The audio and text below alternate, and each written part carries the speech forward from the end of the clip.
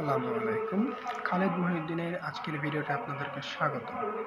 আজকের ভিডিওতে খালেদ মহিউদ্দিন কিছু গুরুত্বপূর্ণ আলোচনা করেছেন। তিনি কি জানিয়েছেন সে বিষয়ে আমরা স্টুডিওতে দেখাবো আপনাদের।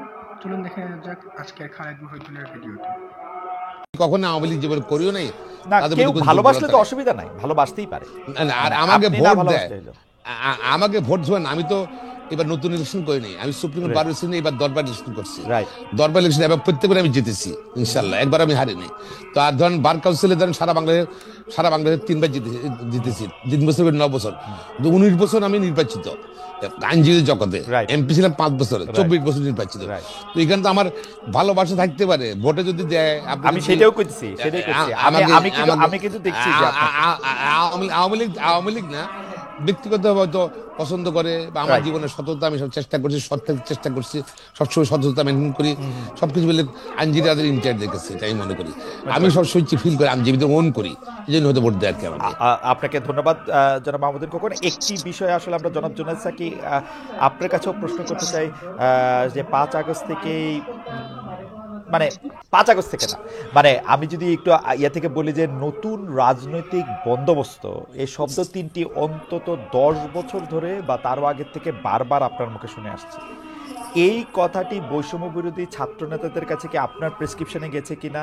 আপনার নতুন রাজনৈতিক বন্দোবস্ত আর জুলাই আন্দোলনের সমন্বয়ক মাস্টার মাইন্ডের রাজনৈতিক বন্দোবস্ত কি এক কিনা? অর্থাৎ তাদের কাছে যে অর্থটা বা যে শব্দগুলি আমরা আবার পাশাপাশি বেশি নতুন করে শুনতে পাচ্ছি, রাষ্ট্রের ব্যাপক সংস্কার, 72-এর সংবিধান বাতিল, আওয়ামী লীগ নিষিদ্ধ, একাধিক জাতির জনক, পালনবাদ, এগুলির সাথে আপনারটার মিল অমিল যদি একটু বলেন, বা দুই ধরনেরই জিনিস, খালি শব্দ, সাকিব ভাই যদি একটু বলতেন আর কি। এমনকি সমন্বয়ক, মানে বাংলাদেশের রাজনীতিতে সমন্বয়কও আসলে সাকিব ভাইরে দিয়েই শুরু হয়েছে। খোকন ভাই নিশ্চয়ই খেয়াল করবেন যে সাকিব ভাইকে আমরা আসলে সমন্বয়ক, প্রথম সমন্বয়ক, মানে সমন্বয়কদের কি বলবো, দলীয় প্রধান সমন্বয়ক। জি জি সাকিব ভাই।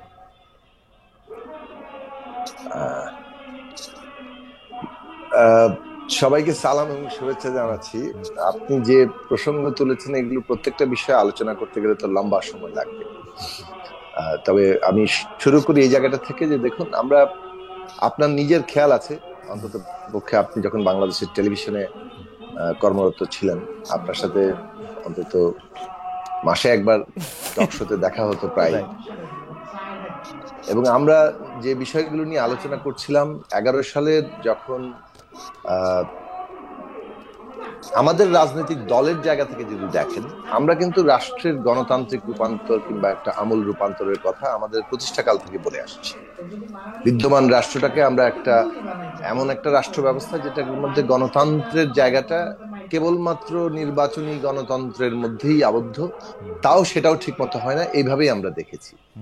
এবং সেইখানে লুটেরা ধনিক শ্রেণীর একটা ব্যাপক আধিপত্য, মানে রাষ্ট্র ক্ষমতা ব্যবহার করে লুটপাট করা, পাচার করা, সম্পদ আহরণ করা, এইটাই হচ্ছে প্রধান প্রবণতা। ফলে এই জায়গাটা ক্ষমতার বিন্যাস এবং তার যে আর্থসামাজিক চেহারা, এই দুটোকে বদল ঘটানোর ব্যাপারে আমাদের প্রতিষ্ঠাকাল থেকে আমরা বলছি। কিন্তু সেটা আমাদের দলের আকার ইত্যাদি সবকিছু মিলিয়ে এটা প্রধান রাজনৈতিক বক্তব্য হয়ে ওঠে। 2011 সালে এসে এটা একটা ক্রাইসিসে যখন পড়লো, 1996 সালে, তখন তত্ত্বাবধায়ক ব্যবস্থায় এই রাষ্ট্র সমাধান করতে চাইল। তারপরে সেই তত্ত্বাবধায়ক ব্যবস্থাও কিন্তু 2001 সালে বিতর্কের মধ্য দিয়ে একভাবে বৈতরণী পার হলো। 96তেও কিছুটা বিতর্ক হয়েছিল।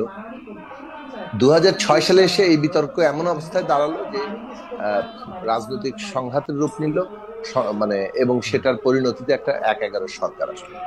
এই ক্ষেত্রে আমাদের বিশ্লেষণ, আমাদের দলের জায়গা থেকে যদি দেখেন, আমরা বারবার বলেছি যে বিদ্যমান রাষ্ট্র ব্যবস্থা, তার ক্ষমতা কাঠামো এমন ভাবে স্বৈরতান্ত্রিক, সেটা বদল না ঘটালে তত্ত্বাবধায়ক ব্যবস্থা আপনি এটাকে সমাধান করবে না, বরং তত্ত্বাবধায়ক ব্যবস্থাকেই এই ব্যবস্থাটা গিলে ফেলবে। সেটাই ঘটলো 2006-07 সালে। এবং সেটার পরে অভিজ্ঞতা থেকে এই দেশের, মানে, শাসকরা, বিশেষত আওয়ামী লীগ ক্ষমতায় এসে তারা যে এখান থেকে ভালো পথের দিকে যাবে সেটা না করে উল্টো তত্ত্বাবধায়ক ব্যবস্থাও বাতিল করে দেয়, পুরনো পথটাকেই, পুরনো রাষ্ট্রটাকে আরো এক কেন্দ্রিক করলো, যেটা 2011 সালে এই পঞ্চদশ সংশোধনীর মধ্য দিয়ে লক্ষণটা খুব পরিষ্কার। এইটা 2014-তে এসে যখন এই ধরনের একটা নির্বাচন হলো যেখানে 153 জন বিনা প্রতিদ্বন্দ্বিতায় নির্বাচিত হয়ে যাচ্ছে, তখন বোঝা গেল যে এটা একটা ফ্যাসিস্ট দিকে যাচ্ছে, এটা পরিপূর্ণ একটা ফ্যাসিস্ট শাসনের দিকে রাষ্ট্রটাকে ওইভাবে তৈরি করার জন্য তারা অগ্রসর হচ্ছে। এবং যেভাবে দেশকে বিভাজিত করা হচ্ছিল, মুক্তিযুদ্ধের পক্ষ বিপক্ষ, বাঙালি বনাম মুসলমান, মুক্তিযুদ্ধ বনাম ইসলাম, সব এই বিভাজনগুলো থেকে স্পষ্ট হয়ে যাচ্ছে যে তারা ওই ধরনের একটা শাসন করছে এবং সেই শাসনটাকে মুক্তিযুদ্ধের চেতনা দিয়ে জায়েজ করতে চাইছে। 18 নির্বাচনে এসে যেটা অসম্ভব ছিল, কিন্তু তারপরেও রাজনৈতিক দলগুলো একটা চেষ্টার মতো করেছিল যে আচ্ছা এই ব্যবস্থার অধীনে কোনো নির্বাচন করে কোনোভাবে ভেতর থেকে ধাক্কা দিয়ে কোনো পরিবর্তনের সুযোগ সম্ভাবনা আছে। আওয়ামী লীগ একেবারেই পুরো জিনিসটা সেফ নিজেদের একটা মানে এইটাকে জায়েজ করার জন্য এটা ডাকলো, কিন্তু দেখিয়ে দিল যে কিভাবে তারা পুরো রাষ্ট্রটাকে ব্যবহার করে সবাইকে ডেকে নিয়ে এসে এরকম মধ্যরাতের ভোট ডাকাত থেকে একটা নির্বাচন বলে চালিয়ে দিতে পারে। তো সেটার পরে এটা আমরা পরিষ্কার করে বলেছি, আমরা বলছিলাম বাংলাদেশের নতুন একটি সামাজিক চুক্তি, রাজনৈতিক চুক্তি লাগবে, নতুন একটি জাতীয় সনদ তৈরি করা দরকার। এই কথা 15 সাল থেকে আমরা বলছি, 18 সালে বলেছি, নির্বাচনের আগে বলেছি। ডক্টর কামাল হোসেন আহুত সাকিব ভাই একটু এই পাশে চলে আসেন সাকিব ভাই। হ্যাঁ জি, জাতীয় ঐক্যের ওই সমাবেশেও বলেছি। তারপর 18 পরে এইটা প্রায় নিশ্চিত হলো যে এই ব্যবস্থার অধীনে আরেকটি নির্বাচন সম্ভব হবে না, ফলে আমাদের রাষ্ট্র ব্যবস্থার সংস্কার করতে হবে। এটা কেবল আমাদের কথাই না, বিএনপির মতো বড় রাজনৈতিক দলও কিন্তু এই জায়গায় আসলো এবং নিজেদের দিক থেকে 27 দফা মেরামতের কর্মসূচি, রাষ্ট্র মেরামতের কর্মসূচি। তার মানে এটা সব রূপান্তর, মেরামত, সংস্কার, এই আলোচনাগুলো আরো বিভিন্ন দল, আমাদের রাষ্ট্র সংস্কার আন্দোলন, আমাদের মঞ্চের অন্যান্য দল সবাই মধ্যে এভাবে বলছিলেন, একটা জায়গায় এসে দাঁড়িয়েছে। আমরা বলছিলাম যে বিদ্যমান ব্যবস্থাটা ফ্যাসিস্ট বন্দোবস্তে পৌঁছেছে, একটা নতুন রাজনৈতিক গণতান্ত্রিক বন্দোবস্ত লাগবে। এখন এইটাই বাংলাদেশের সংগ্রামের চৈতন্য, কিন্তু গত 15 বছর ধরে এবং তারও আগে থেকে সংগ্রামের যে ধীরে ধীরে দানা বেঁধেছে এবং এটা সঞ্চিত হয়েছে জনমানুষের মধ্যে চৈতন্যে, যে আমাদের বিদ্যমান ব্যবস্থাটার বদল লাগবে এবং এই বন্দোবস্তটা আসলে ফ্যাসিস্ট বন্দোবস্তে পরিণত হচ্ছে, একটা গণতান্ত্রিক বন্দোবস্তে যেতে হবে। সে কারণে বন্দোবস্ত শব্দটি হয়তো এটা ছাত্রদের মধ্যে গ্রহণযোগ্য হয়েছে। এটা আমার চালান করা কোনো বিষয় না, এটা রাজনীতিতে সামনে এসেছিল, সেই কারণে ছাত্র সমাজ এটাকে গ্রহণ করেছে। আমি মনে করি ছাত্র সমাজ সঠিকভাবে এই জায়গা থেকে গ্রহণ করেছে যে আসলে পরিবর্তনটা কোন জায়গায় করতে হবে। আমাদের বিদ্যমান মানে একটা নতুন রাজনৈতিক বন্দোবস্ত অর্থাৎ মানেই হচ্ছে ক্ষমতার যে মানে বিন্যাসটা আছে, ক্ষমতার যে কাঠামোটা আছে, এইটা বদল, মানে ক্ষমতা ব্যবস্থাটা বাংলাদেশে কিভাবে চলবে, ওকে, এইটা বাংলাদেশে এবং এইটাই বাংলাদেশের কেন্দ্রীয় রাজনৈতিক প্রশ্ন শুরু থেকে থেকেছে, 72 সাল থেকে এখন পর্যন্ত আছে। কারণ 72 সালে এই ক্ষমতা কাঠামোটা, এই ফ্যাসিস্ট বন্দোবস্ত কিংবা স্বৈরাচারী বন্দোবস্তটা সাংবিধানিক ভাবে তৈরি হয়েছিল, সেটাকে ব্যবহার করেই নানাভাবে এদিক ওদিক করতে করতে করতে এটাকে এই 2024 সালের 5ই আগস্ট পর্যন্ত যে ফ্যাসিস্ট জায়গা আমরা দেখেছি, এই পরিণতিতে নিয়ে আসা হয়েছে। সাকিব ভাই, একটা সরল প্রশ্ন, যে গত 53 বছরে এই যে রাজনৈতিক চর্চাটা আমরা দেখেছি, আমরা যদি বলি যে আমরা নতুন রাজনৈতিক বন্দোবস্ত চাই, এই সরকার বা ডক্টর ইউনূস দায়িত্ব নেওয়ার পরে অবশ্যই তিনি একটি বিশেষ অবস্থায় দায়িত্ব নিয়েছেন, তার উপদেষ্টা মণ্ডলী এসেছে, সরকার সাহেব পরিচালিত হচ্ছে। আপনি সেই নতুন রাজনৈতিক বন্দোবস্তের যে স্বরূপটা, সেইটা আপনি যেরকম চেয়েছিলেন সেরকমই আপনি দেখতে পাচ্ছেন কিনা, আমাদের যদি খুব সংক্ষেপে বলেন, কারণ আমাদের অনেকগুলি বিষয় আলোচনা করতে হবে। মানে আপনি দেখতে পাচ্ছেন কিনা, বলি যে দেখুন ফাউন্ডেশনটা হয়েছে কিনা? এখন পর্যন্ত এটা কোনো ফাউন্ডেশন হয়নি। মানে একটা অন্তর্বর্তী সরকার দায়িত্ব নিয়েছে মাত্র, তারা রাষ্ট্র পরিচালনা করছেন, দৈনন্দিন কাজ করছেন, সেটা ক্ষেত্রেই অনেক ক্ষেত্রে খাবি খেতে হচ্ছে, কারণ রাষ্ট্র প্রতিষ্ঠানগুলো ভেঙে পড়েছিল, সেইটাকে পুনর্গঠন করার কাজ, সেই কাজে তাদের অনেক দুর্বলতার কথা আমরা চিহ্নিত করছি, এগুলো একদিক। অন্যদিকে তাদের আরেকটা গুরুত্বপূর্ণ দায়িত্ব হচ্ছে রাজনৈতিক উত্তরণ ঘটানো, মানে পলিটিক্যাল ট্রানজিশন যাকে বলে, এই যে নতুন বন্দোবস্তের দিকে যাওয়া, সেটার জন্য আমাদেরই বলতে পারেন, এটাও আমরা আমাদের প্রথম সাক্ষাতেই অন্তর্বর্তী সরকারকে প্রস্তাব করেছিলাম যে আপনারা এই অনেকগুলো বিষয়ে একটা কতগুলো কমিশন গঠন করেন, যে কমিশন গঠন করার মধ্যে দিয়ে তারা একটা সংস্কার প্রস্তাব হাজির করবে, সেটার ভিত্তিতে আলোচনা হবে, ফ্যাসিলিটেট করার সুবিধা হবে, সমস্ত পক্ষের মতামতগুলোকে গ্রন্থিত করা, তার মধ্যে ন্যূনতম ঐক্যের জায়গাটা কোথায়। কিন্তু শুরু থেকে আমরা একটা কথা বলছিলাম, যখনই সরকার গঠিত হয়ে গেছে, যেহেতু অভ্যুত্থানটা কোনো একক নেতৃত্বে ঘটেনি, ফলে এই অভ্যুত্থানের ছাত্ররা অগ্রণী ভূমিকা নিয়েছে, রাজনৈতিক দলগুলো ছাত্রদের আন্দোলনের সমর্থন দিয়ে সর্বাত্মকভাবে যুক্ত হয়েছে, কিন্তু যতক্ষণ না পর্যন্ত ছাত্র এক দফা এসছে, রাজনৈতিক দলগুলো এটার নেতৃত্ব নিতে কখনো যায়নি। কারণ হচ্ছে যে আপনার খেয়াল আছে আওয়ামী লীগ কিভাবে প্রচার করছিল যে এইটাতে রাজনৈতিক দল ঢুকে পড়ছে। আমি জাস্ট একটা লাইন বলি, সেটা হচ্ছে যে এই যে সর্বাত্মক অংশগ্রহণের মধ্য দিয়ে যে পক্ষগুলো তৈরি হচ্ছে, আমরা মনে করি যে রাজনৈতিক উত্তরণের ক্ষেত্রে কনসেনসাস কিংবা ন্যূনতম জাতীয় ঐক্যমত্যই হচ্ছে সবচেয়ে ভালো পন্থা এই উত্তরণটা ঘটানোর জন্য।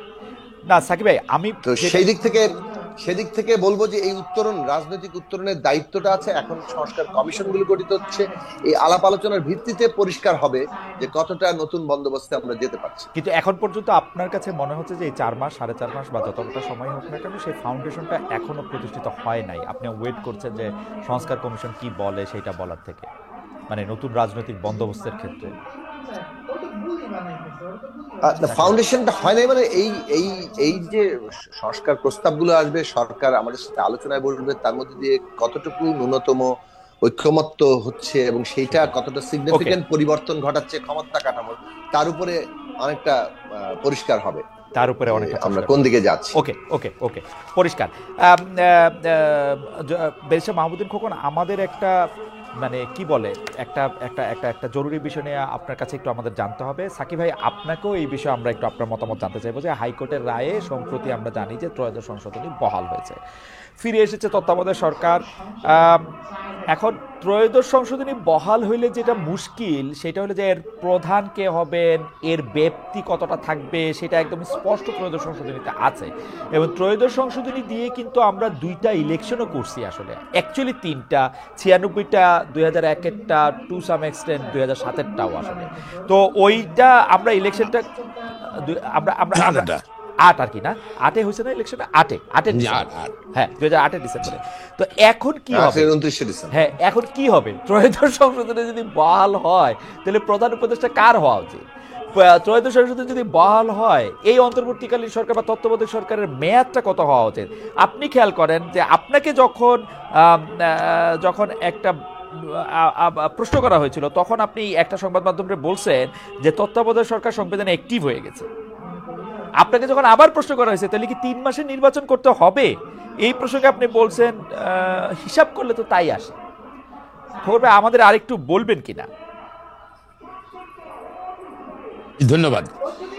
প্রথমত হলো আপনার ডেভেলপমেন্ট, তো জোনাই সাকিব সাহেব বলছেন পরিবর্তন সম্বন্ধে, আমি আপনাদের পয়েন্ট চলে আসবো। আমাদের সংস্কার, যেটা সংস্কার কিন্তু দীর্ঘদিনের এটা ডিমান্ড, পাবলিক ডিমান্ড হয়ে গেছে। কারণ আর শুধু ইলেকশন সিস্টেম না, শুধু ইলেকশন দিন গণতন্ত্র না, গণতন্ত্র ছিলই না। ডেমোক্রেটিক কান্ট্রিতে প্রতিদিন ডেমোক্রেসি থাকবে, প্রতিটি সিচুয়েশনে ডেমোক্রেসি গণতন্ত্র থাকবে, কিন্তু সেই সিচুয়েশনে বাংলাদেশ ছিল না। 1, 2 হলো অর্থনৈতিক যেটা সুষম বন্টন, হ্যাঁ, সম্পদের সুষম বন্টন, সেটা কিন্তু পুরো লুটের কাছে চলে আসছে আস্তে আস্তে আমাদের সমাজ ব্যবস্থা দেয়।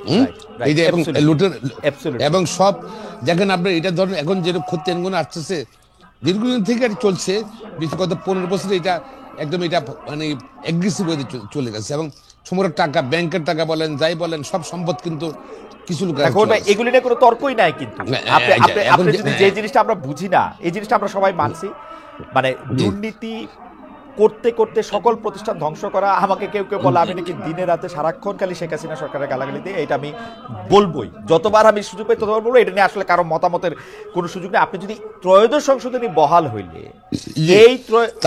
তাহলে কি হবে যেটা আমি আগে বলেছি আপনার, সেটাই একই কথা বলবো যে ত্রয়োদশ সংশোধনী বহাল হয় যদি, তাহলে তো তত্ত্বাবধায়ক সরকার ব্যবস্থা চলে আসছে, রাইট? তত্ত্বাবধায়ক সরকার, এবং সেখানের মধ্যে হাইকোর্টের যে জাজমেন্ট, সেখানে কিন্তু রিভাইভ করলো তত্ত্বাবধায়ক সরকারটা, এবং আরো কিছু কিছু অ্যামেন্ডমেন্ট করলে বাতিল করলো সংবিধানে, বাকিটা রাজনীতি ছেড়ে দিল, পার্লামেন্ট ছেড়ে দিচ্ছে। তো যদি আমি কনসেন্ট করি তত্ত্বাবধায়ক সরকার যদি রিভাইভ করে, তাহলে যে আগে যেভাবে ছিল সেভাবে চলে আসার কথা, টাইম সেই মধ্যে 90 দিন চলে আসার কথা। তারপর তিনি প্রধান হবেন, আপনার দায়িত্ব নেবেন, তারা বলা সবকিছু চলে আসার কথা।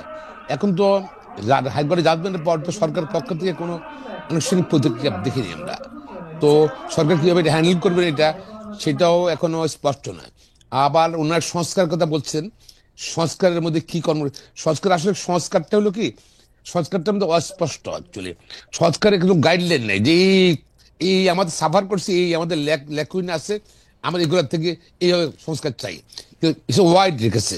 এবং সংস্কার এখন কি ওয়াইডে উনি সাবজেক্ট দেন যে গাইডলাইন দেন, এইটা আমরা কি চিন্তা করেন যাদের কিন্তু ওয়াইড রেখেছে। এবং কি আসছে সংস্কারে সেটাও জানছি না আমরা। তবে আমরা খবর ভাই অর্থনৈতিক ব্যবস্থা, আমরা খবর ভাই আপনাকে ধন্যবাদ জানাই। আমরা এই জায়গায় একটু সাকিব ভাইকে শুনি।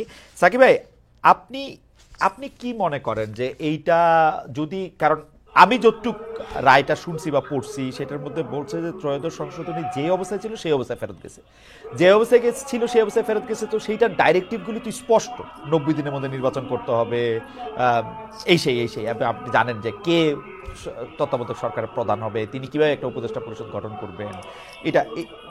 এইটার সাথে কি এইটার একটা ঝামেলা কি লাগলো তাহলে, বা ঝামেলাটা কি আছে? কেউ কি পরে চ্যালেঞ্জ করতে পারবে?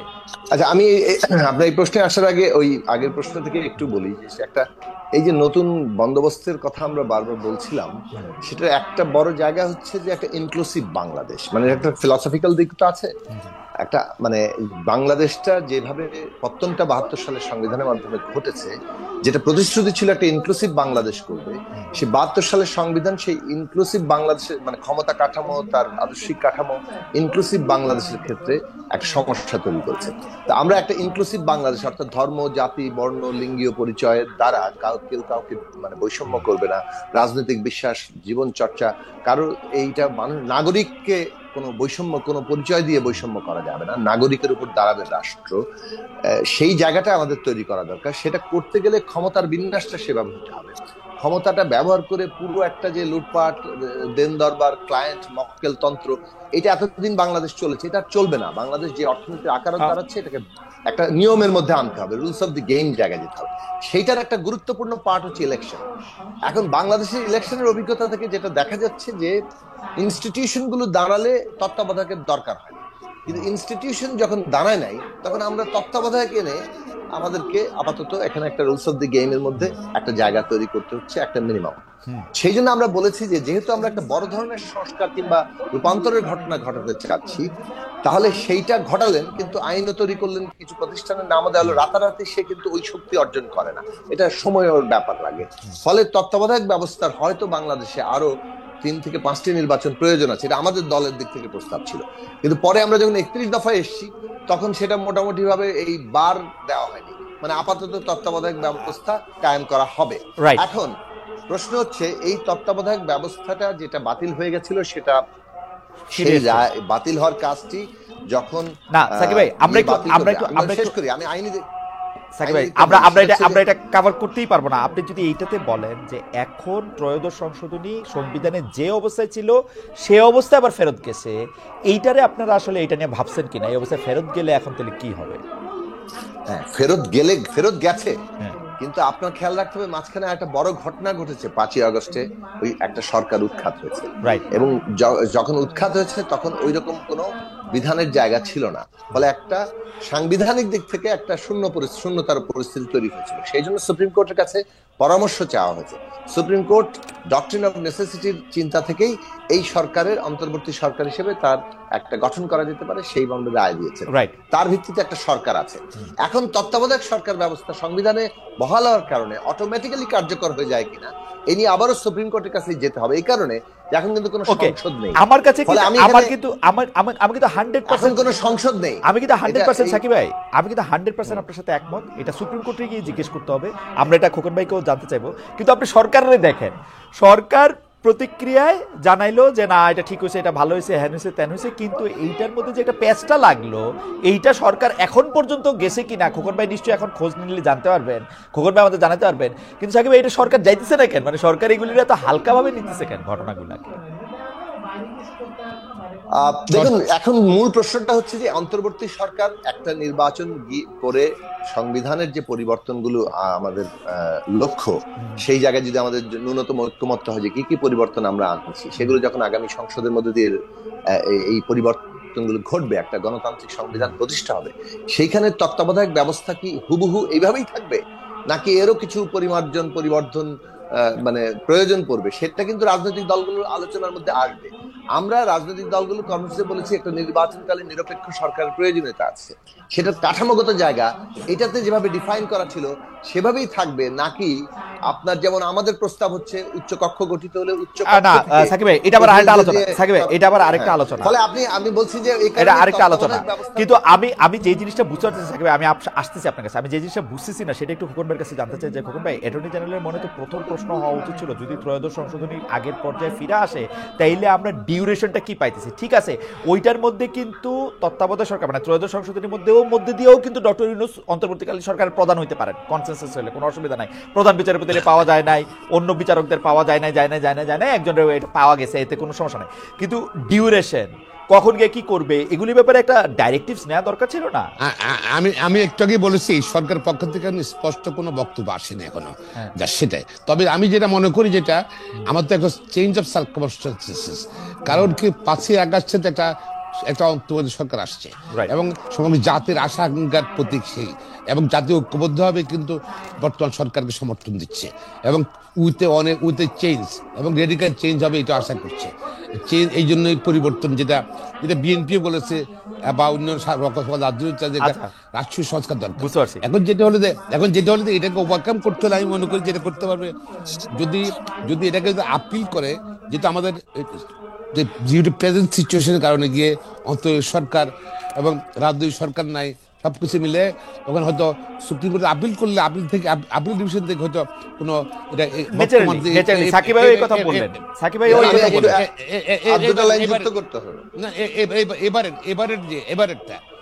এবারকার নির্বাচনটার ব্যাপারে সুপ্রিম কোর্ট থেকে হয়তো কোনো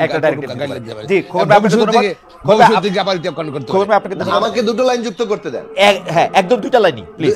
আমাদের অনেক প্রশ্ন সাকিব ভাই, হ্যাঁ বলেন। মানে 5ই আগস্টের অভ্যুত্থানের মধ্য দিয়ে বাংলাদেশে যে বিশেষ বাস্তবতা তৈরি হয়েছে, তাতে এই জনগণের যে অভিপ্রায়, মানে জনগণের যে রায়, সেটা কিন্তু অভ্যুত্থানকারী সকল শক্তির মধ্য দিয়ে এই অন্তর্বর্তী সরকারের উপরে সমর্থন এবং আস্থায় গিয়েছে।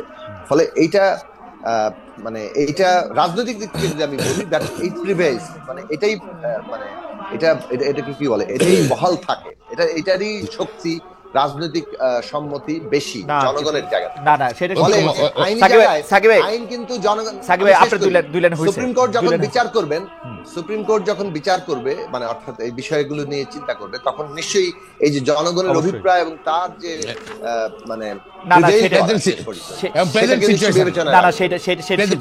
সেটা ডেফিনেটলি সেটা রাখবেন হয়তো, এবং তারা এটা নিশ্চয়ই বিবেচনা করবেন। আমরা জনগণের মানে ব্যাপারটা সেটা হচ্ছে যে এইটা অ্যাটর্নি জেনারেল এবং সরকারের পক্ষ থেকে এটা প্লেস করা দরকার ছিল কিনা, যে এটার ব্যাপারে একটা ডাইরেক্টিভ নেওয়ার ক্ষেত্রে, সেটাই প্রশ্ন। সুপ্রিম কোর্ট কি করবেন, বিচারকরা কি রায় দিবেন, সংবিধানের মধ্যে যখন এটা আইসা পড়ে তখন এটা আসলে নানাভাবে এটা জানতে চাই। যাই হোক, আমরা একটু মুভ ফরওয়ার্ড করি, একটু অ্যাড করি। জি, হয়তো এখনো সার্টিফিকেট পায়নি, হয়তো ফুল যাবে না, হয়তো আসেনি, আসলে হয়তো সরকার করতেও পারে। খোকন ভাই, আপনি আইনের মানে সর্বোচ্চ আদালতের আইনের অঙ্গনে প্র্যাকটিস করেন মনে হয় এখন 40 বছরের কাছাকাছি চলে গেছে, রাইট? আমিও 71 বছর যাই হোক, মানে 4th দশকে আমি এইরকম জনগুরুত্বপূর্ণ ঘটনায় সরকার কোনোদিন সার্টিফাইড কপির জন্য ওয়েট করে না। তারা কেভিয়ারটা দেয়, তারা সেখানে গিয়ে বলে আমাদের এটা নিয়ে কথা আছে, আমাদের এটা জানতে হবে, বিকজ আমরা এটা জানতে চাই ডাইরেক্টিভ ক্ষেত্রে। এটা সার্টিফাইড কপির জন্য এটা নেভার, মানে আমি ওয়েট করতে দেখি নাই, আপনি নিশ্চয়ই আরো দেখছেন। না একটু ডিফারেন্স আছে। আমরা যদি আজকে আওয়ামী লীগ সরকার থাকতো, হাইকোর্ট এরকম রায় দিলে তখন তারা অ্যাডেন্টিয়াম অর্ডার চাইতো, স্টে চাইতো। এখন যেহেতু সরকার মনে করতেছে যে এই অর্ডারটা তাদের মতই হয়েছে বা তাদের পক্ষেই গেছে, কোনো চেঞ্জ করা দরকার নাই। না আপিল করতে হলে সার্টিফিকেট কপি লাগবে, দাদা সেটা তো সার্টিফাইড কপির জন্য লাগবে, কিন্তু এই অর্ডারটার আচ্ছা যাই হোক। হাওয়ার আমি একটু মুভ ফরওয়ার্ড করি।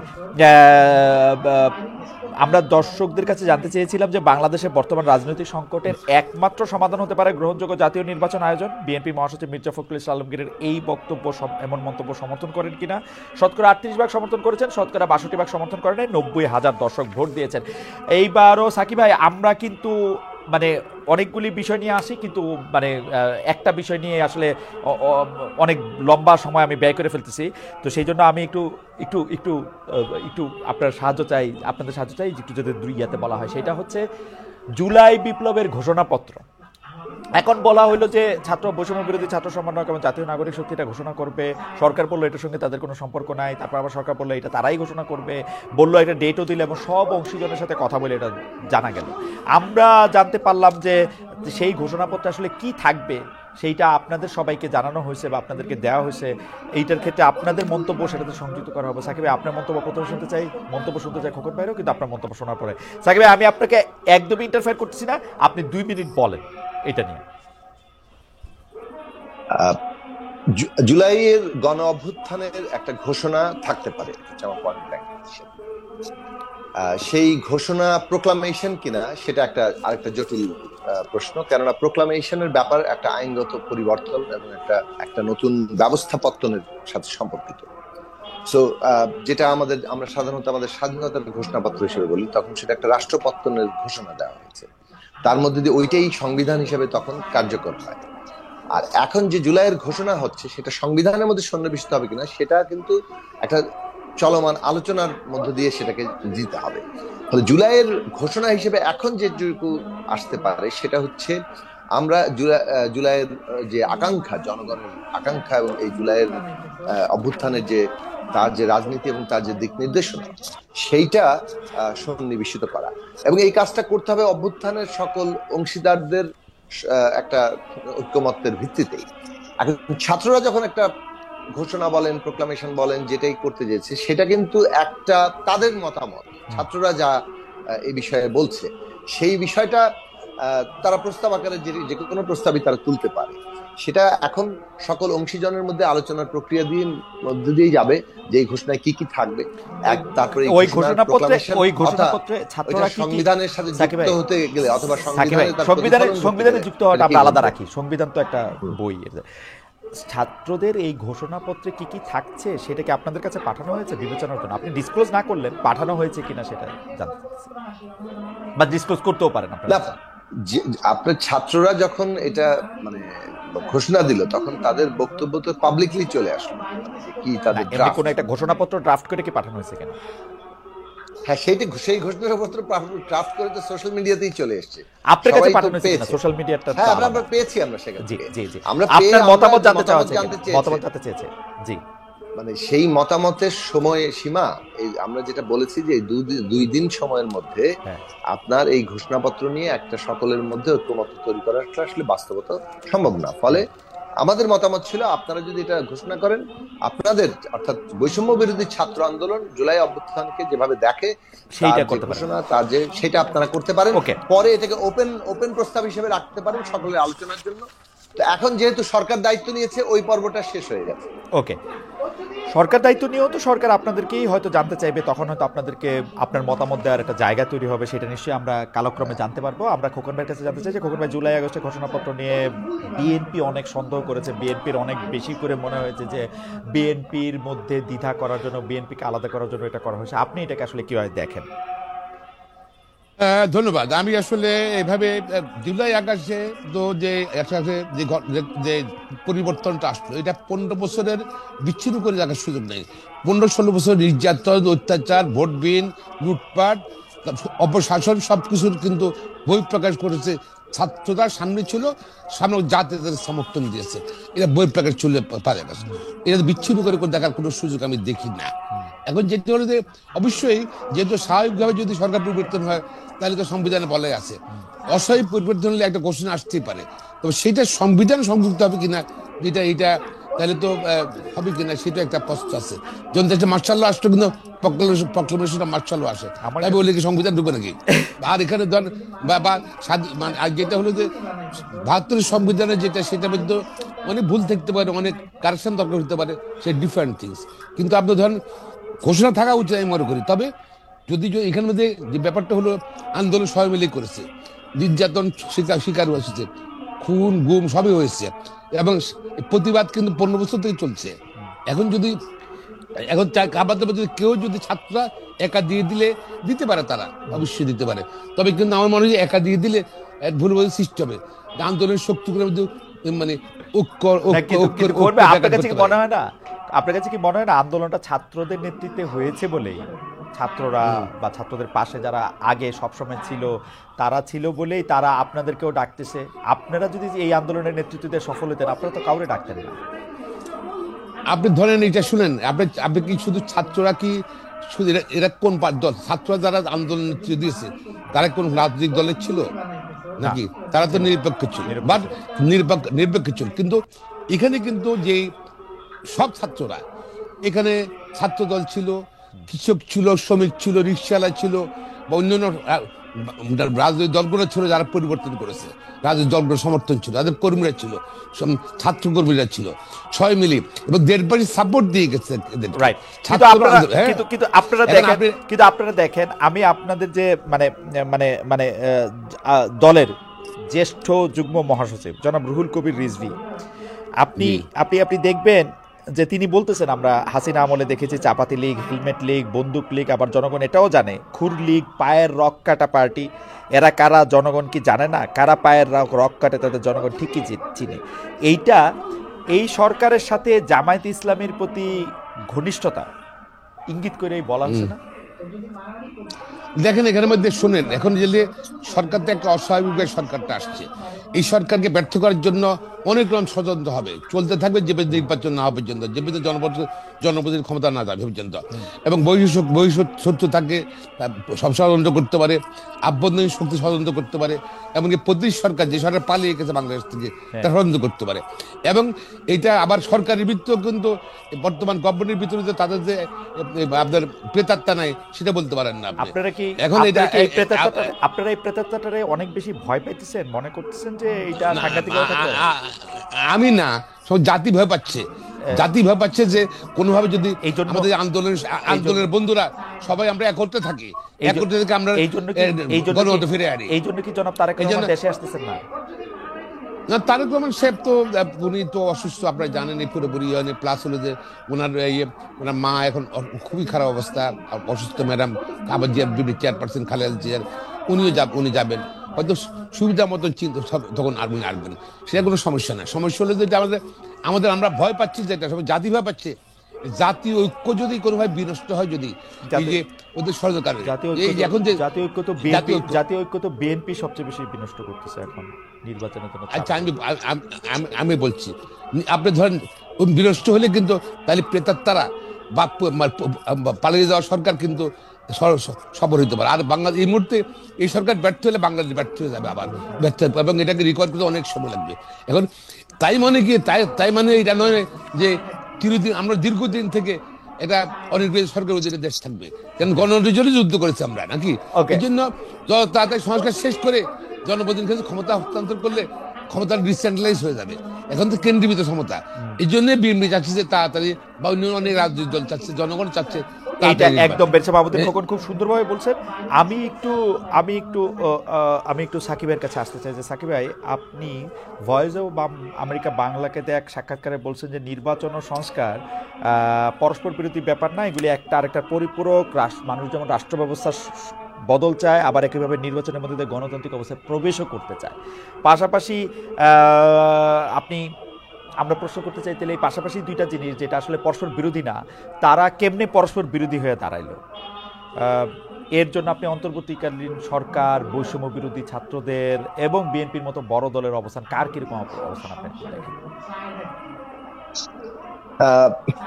হ্যাঁ, কিছুটা পরস্পর বিরোধিতার একটা রূপ নিচ্ছে সময়, এবং রাজনৈতিক প্রতিপক্ষতা একটা শুরু হয়েছে, একে অপরের সাথে নানা ধরনের রাজনৈতিক যে একটা পার্থক্য, দ্বন্দ্ব তৈরি হয়, সেটাও তৈরি হয়েছে। তবে সেটা নির্বাচনকে কেন্দ্র করে কিছুটা হবেও, নির্বাচনটা সবাই একপক্ষ হয়ে যাবে না। কিন্তু আমরা যে কথাটা বলেছি যে রাজনৈতিক একটা ঐক্য কিংবা জাতীয় ঐক্য আমাদের দরকার, কি অর্থ? সেটা হচ্ছে যে আমরা তো বাংলাদেশে একটা নতুন রাজনৈতিক ব্যবস্থা তৈরি করতে চাচ্ছি, যেখানে সবাই নিজেকে অংশীদার মনে করতে পারবে, যাকে বলে রুলস অফ দি গেম। আরো সহজে বললে যে রুলস অফ দি গেমটা তৈরি করা দরকার। একটা রাজনৈতিক কিভাবে চলবে এই দেশে, সেইটা নিয়মটা তৈরি। এটা জনপ্রতিনিধিরা পারবে না, মনে করেন বিএনপি ক্ষমতায় আসলো, বিএনপি এটা পারবে না এটা আনতে। না, পারবে না, কেন বলছেন? ফাইনাল পারতেই হবে। পারতেই হবে, না পারলে আবার তাহলে আর কেমনে আগাবে? বিএনপি পারবে না খোর ভাই, পারলে খোর ভাই, আমি সাকিব ভাইয়ের যেটা জানতে চাইতেছি যে আপনারা যে সংস্কারটা চাইতেছেন সেটা ইউনূস সরকারের কাছে কেন চাইতেছেন, সেটা নির্বাচিত সরকারের কাছে কেন চাচ্ছেন না? আমি নির্বাচিত সরকারের কাছে কেন চাইবো না? নির্বাচিত তো আমরা হতে চাচ্ছি বলে তো আমরা নির্বাচিত সরকারের কাছে চাইবো না। আমি যে কথাটা বলছি যে আমরা এই যে রুলস অফ দি গেমটা তৈরি করার জন্য আমাদেরকে ঐক্যবদ্ধ থাকতে হবে, এটা হচ্ছে ঐক্যের জায়গা। আর সেইখানে তার মানে সব আদর্শ সব একাকার হয়ে যাবে, সবার কর্মসূচি এক হয়ে যাবে তা তো না। ফলে পরস্পরের প্রতিযোগিতা প্রতিদ্বন্দ্বিতাও থাকবে। এখন এই যে থিন লাইনটা, যে একটা রাজনৈতিক ট্রানজিশনের ঐতিহাসিক মুহূর্তে জাতীয় ঐক্য বজায় রাখা, আবার পরস্পরের মতাদর্শিক রাজনৈতিক কর্মসূচিগত যে পার্থক্য আছে সেটাও বহাল রাখা, এই দুটো জিনিসকে একসাথে চালিয়ে নিয়ে যাওয়ার যে মানে চর্চা, সেটা নানান ক্ষেত্রে ব্যাহত হচ্ছে এবং সেই ব্যাহত হওয়ার মধ্য দিয়ে এখানে পরিস্থিতি কিছুটা উত্তেজনার দিকে যাচ্ছে। তবে আমি আপনার প্রশ্ন উত্তর দিলাম তো, একদম উত্তর দিচ্ছেন, একদম উত্তর দিচ্ছেন। এই জায়গাটার মধ্যে থেকে আমি শুধু বলি যে আমরা যে অনেক সময় বলি এই বিপ্লবটা শুধু আরেকটা নির্বাচনের জন্য হয় না, এই কিন্তু বিপ্লবটা তো নির্বাচনের জন্যও হয়েছে আসলে, মানে শেখ হাসিনাকে ক্ষমতা থেকে সরানোর জন্য হয়েছে। এখন ক্ষমতা থেকে যেহেতু নির্বাচন। ধন্যবাদ তখন আপনাদের এই ভিডিওটি দেখার জন্য। আমাদের ভিডিওটি আপনাদের কেমন লাগলো আমাদেরকে জানাবেন, সেই সঙ্গে লাইক, কমেন্ট এবং সাবস্ক্রাইব করবেন। বেল বাটনটি বাজিয়ে আমাদের পাশেই থাকবেন যাতে নিত্য নতুন ভিডিও আপনাদের কাছে আসতে পারে। সকলকে আবার ধন্যবাদ। আসসালামু আলাইকুম।